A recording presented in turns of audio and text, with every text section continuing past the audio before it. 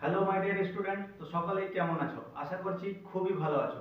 তোমরা এখানে on screen দেখতে পাচ্ছ একটি প্রশ্ন আছে। প্রশ্নটি কি আছে না 1 plus 1/2 into 1 plus 1/3 into 1 plus 1/4 এবং এইভাবে ডট ডট করে কত দূর চলে গেছে 1 প্লাস 1/88 এবং এর মান বলছে কত হবে, তাই তো? এই প্রশ্নটির মান কত হবে এবং এই যে প্রশ্নটি তোমরা দেখতে পাচ্ছ এই প্রশ্নটি ডব্লিউবিপি মেন্স অর্থাৎ ডব্লিউবিপি যে কনস্টেবলের যে মেন্স এক্সাম হয়েছে সে এক্সামের 19 সালে এই প্রশ্নটি এসেছে। ঠিক আছে, তো কিভাবে করা যায় এটি?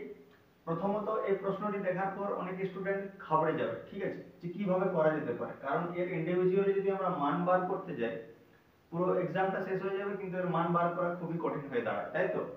তো আমি তোমাদেরকে খুবই শর্ট প্রসেসে এটি করে দেখাবো এবং এরকম প্রশ্ন বারবার এসে থাকে। ঠিক আছে, ডব্লিউবিপিতে বলো বা ওয়েস্ট বেঙ্গলের যে কোনো এক্সামের কথা বলো, যে কোনো পরীক্ষায়, সেই পরীক্ষাতে কিন্তু এরকম প্রশ্ন এসে থাকে। ঠিক আছে, তো চলো দেখে নাও কত সহজে এই অঙ্কগুলি করা যেতে পারে।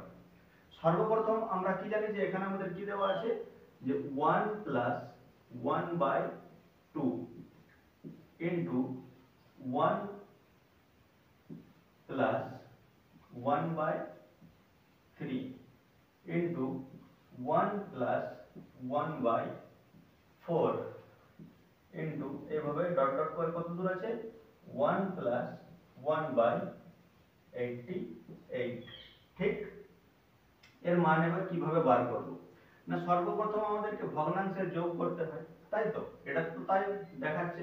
তো চলো করা যাক। না এখান থেকে যখন আমরা ভগ্নাংশের যোগ করব তখন এখান থেকে আমরা কি পাবো না এই দুটো থেকে আমাদের 2 চলে যাবে লসাগু এবং এটার সাথে কিছু নেই মানে নিচে 1, তাহলে 2 1 কে 2 আর 2 1 কে 2, তাহলে এখান থেকে 2 পেলাম, 2 2 এ মিলে যাচ্ছে, তাহলে 1 1 কে 1 সমান এখান থেকে আমরা কত পেলাম 3/2। ক্লিয়ার?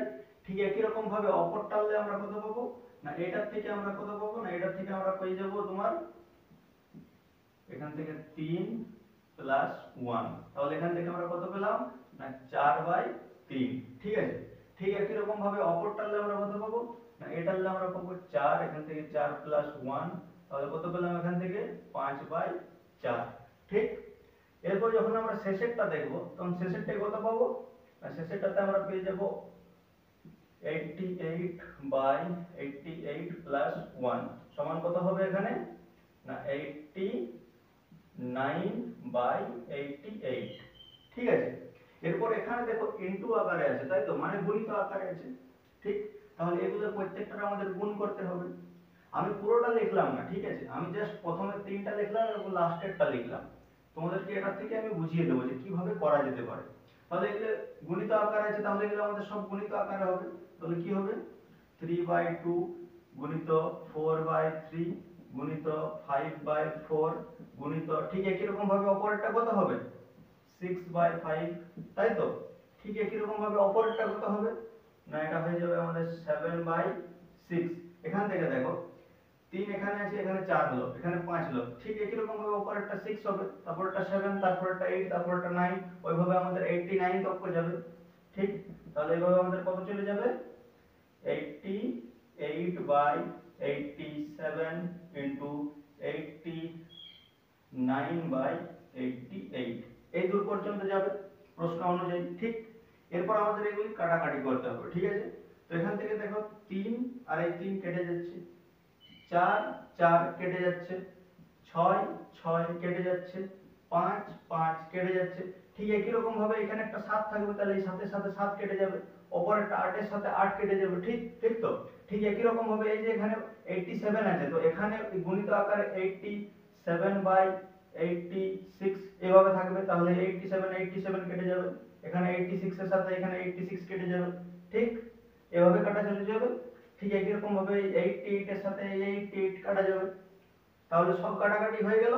এই যে 7টা আছে এখানে থাকবে 7/8, তাই তো? তাহলে এই 7 7 কেটে যাবে, তাহলে এখান থেকে আমাদের সব কেটে যায়, কোনগুলি আমাদের বেঁচে থাকবে না এখান থেকে আমাদের দেখো প্রথমে এই যে 2টা, এই 2 এখানে বেঁচে আছে এবং লাস্টে এখানে 89, এই 89 বেঁচে আছে। ঠিক, তাহলে এটা আমাদের লিখতে হবে যে 89/2টা এখানে হয়ে গেল। ক্লিয়ার? এরপর আমাদের কি করতে হবে না এটা দিয়ে এটাকে আমাদের ভাগ দিতে হয়। ক্লিয়ার? তো এখান থেকে যদি আমরা এটাকে ভাগ দিই তাহলে কত যাবে? 4 দুগুণে হয় 8, আবার 4 দুগুণে 8 পয়েন্ট এখান থেকে 5। তাহলে এই পুরো প্রশ্নটার উত্তর আমাদের কি চলে এলো? 44.5। ঠিক আছে, অপশন এ এই প্রশ্নটির হবে রাইট অ্যান্সার। ঠিক আছে, দেখো কত অনায়াসে এই প্রশ্নটি আমরা করে নিলাম। কিন্তু যদি এরকম ভাবে তোমাদের কনসেপ্ট ক্লিয়ার না থাকে তাহলে তোমরা প্রত্যেকটা ইন্ডিভিজুয়ালি বার করতে, এত দূর যেতে বার করতে কত সময় লাগতো, তাই না? এভাবে এগুলি করা যায়। ঠিক আছে, তো ওকে।